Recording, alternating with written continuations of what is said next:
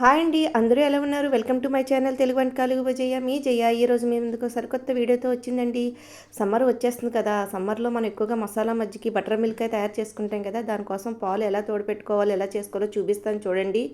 గేదె పాలు తీసుకొని మంచిగా మరగబెట్టుకొని అవి గోరువెచ్చగా అయ్యాక ఒక మట్టి పాత్ర తీసుకొని అందులో పాలు వేసుకొని ఒక పచ్చిమిర్చిని మజ్జిగకి చిట్లుకొని అలాగే కొంచెం పెరుగు వేసుకొని కలుపుకొని మూత పెట్టుకుంటే మనకి మట్టి పాత్రలో తోడుపెట్టుకోవడం వల్ల పెరుగు టేస్టీగా ఉంటుంది. గెడ్డలో తోడుకుంటుందండి.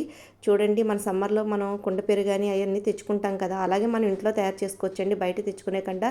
చూసారు కదా, మనం నైట్ తోడేస్తే మార్నింగ్ కల్లా చక్కగా ఇలా తేరుకున్న తర్వాత దీన్ని ఫ్రిడ్జ్లో పెట్టుకొని మనకి ఎప్పుడు కావాలంటే అప్పుడు సర్వ్ చేసుకోవచ్చండి. ఫ్రిడ్జ్లో పెట్టుకోవడం వల్ల మంచిగా కూల్గా ఉండి టేస్ట్గా ఉంటుంది. అలా ఇంకా గెడ్డలా కూడా తయారవుద్దండి. మసాలా మజ్జిగ తయారు చేసుకుంటున్నప్పుడు దానికోసం అయితే కొత్తిమీర, పుదీనా, కరివేపాకు, పచ్చిమిర్చి, అల్లం అయితే తీసుకున్నానండి. దీన్ని ఒక మిక్సీ జార్లో వేసుకుని క్రష్ చేసుకుంటాను. కావాలంటే మనం రోట్లో వేసి కూడా క్రష్ చేసుకోవచ్చండి.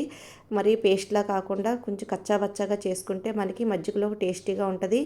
ఆ పెరుగు పైన ఉన్న మేగడంతా ఒక పక్కకు తీసుకుంటే తర్వాత ఈ ఈగలు లాంటిది మనం లస్సీ చేసుకున్నప్పుడు పైన వేసుకుంటే చాలా టేస్టీగా ఉంటుందండి. ఇప్పుడు మనం ఈ మజ్జిగ చేసుకుంటా కూడా ఒక మట్టి పాత్ర తీసుకున్నానండి. ఈ మట్టి పాత్రలో మనకి ఎంత పెరుగు కావాలో అంత వేసుకోవచ్చు. చూసారు కదా, పెరుగు కూడా ఎంత చక్కగా గడ్డలా ఉందో.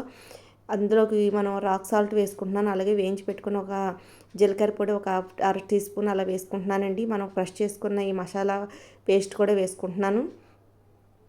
చూసారు కదండి, ఇలా వేసుకొని అన్నీను కొంచెం వాటర్ వేసుకొని ముందు మజ్జిగను బాగా చిలుక్కోవాలండి. తర్వాతే మనకి ఎంత వాటర్ కావాలో అంత కలుపుకుంటే బాగుంటుంది. ముందే ఒకేసారి ఎక్కువ వాటర్ వేసేస్తే మనకి ఇది మజ్జిగ ఇలా రాదండి, ముక్క ముక్కల్లో ఉండిపోద్ది. అందుకే ముందు పెరుగుని బాగా చిలుక్కోవాలండి.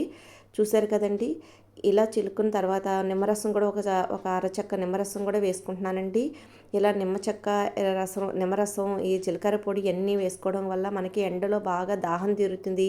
వడగల్పు కొట్టినప్పుడు కూడా మనకి మంచి ఎనర్జీగా నీరసం లేకుండా ఉంటుందండి. ఇలా అన్నీ ఉప్పు అని సరిచూసుకొని కలిపెట్టేసి మూత పెట్టి పక్కన పెట్టుకొని మధ్యాహ్నం టైంలో మనకి ఎప్పుడు కావాలితే అప్పుడు తాగొచ్చండి, సర్వ్ చేసుకోవచ్చు. చూసారు కదండి, ఇలా మట్టి పాత్రల వల్ల చేసుకోవడం వల్ల చాలా చల్లగా ఉంటుంది. Thank you for watching friends.